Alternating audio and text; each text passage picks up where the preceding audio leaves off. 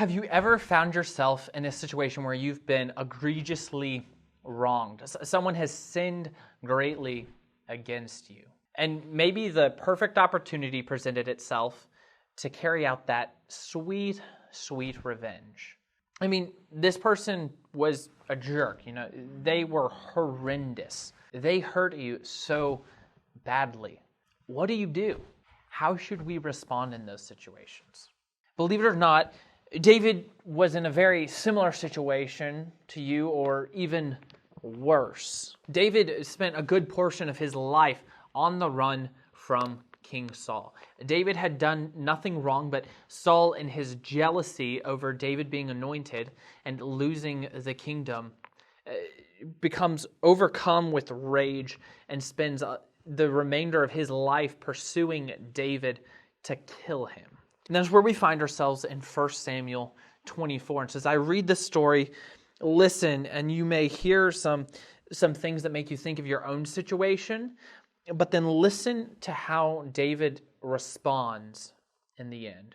When the opportunity presents itself for David to carry out that sweet revenge, pay attention to what happens. 1 Samuel 24, verse 1 says, "When Saul returned from following the Philistines, he was told, 'Behold, David is in the wilderness of En-Gedi.' Then Saul took 3,000 chosen men out of all Israel and went to seek David and his men in front of the wild goats' rocks.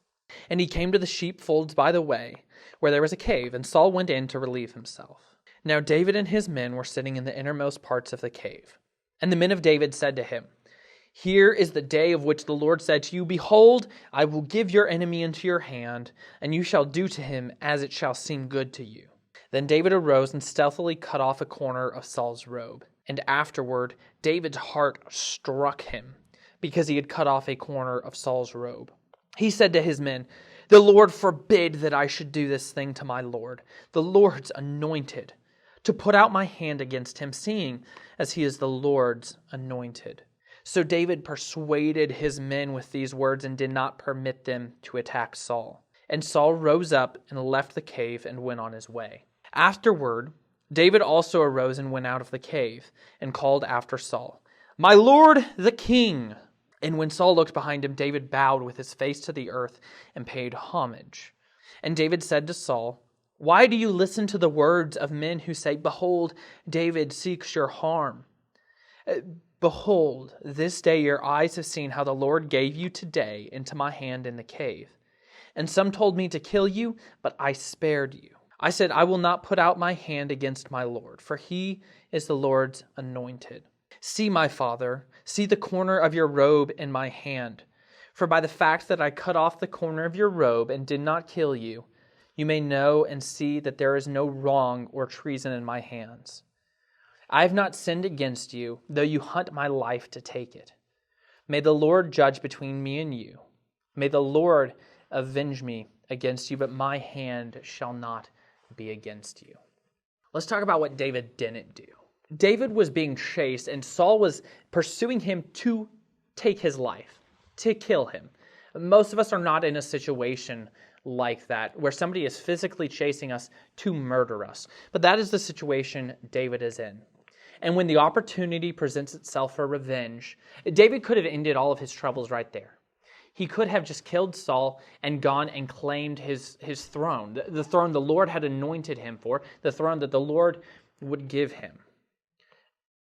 But he didn't. He could have beat Saul up and just let him go freely and then say, "Look, there's my grace. I didn't kill you even though you wanted to kill me." But he let Saul go unharmed. And then as he engages with Saul afterwards, he pays respect and honor. He doesn't say, "Hey, Saul, you worthless dog." He says, "My father, my Lord, look, I want to respect you. Even though you are pursuing me and are wanting to commit this crime against me, I have done nothing to you and I will do nothing to you." He says, this is in the Lord's hands. I'm leaving this for the Lord to judge. And as for me, I am taking no action against you. It's easy to think that if we carry out this sweet revenge, that somehow we will then be free. It's easy to think that, if I could just push back, if I could fight back, if I could attack this person who has hurt me, everything will be free. It'll all be fair. They'll get what they deserved.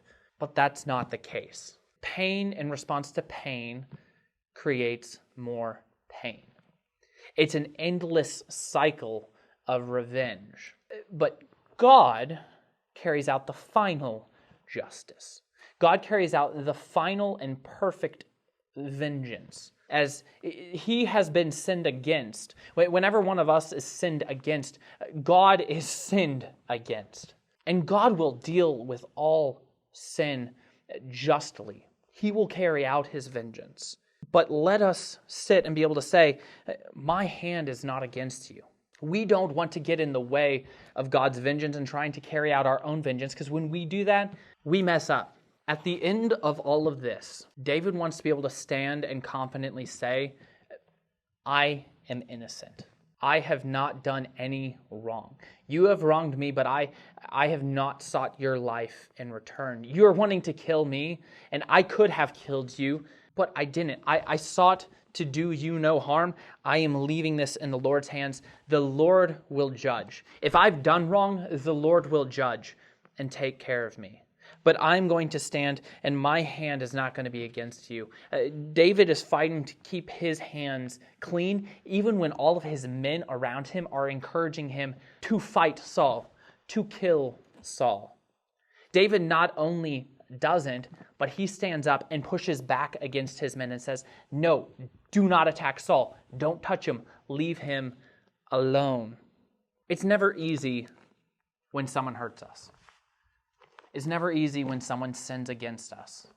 Or maybe it feels like you have someone relentlessly pursuing your downfall. Somebody is fighting to bring you down. How do we respond? Revenge seems like such a great option. Revenge seems like it will just fix everything. But at the end of the day, it just creates a cycle of more revenge. So let me ask you, in this situation that you may be in, when people sin against you and are pursuing your downfall, can you stand blameless?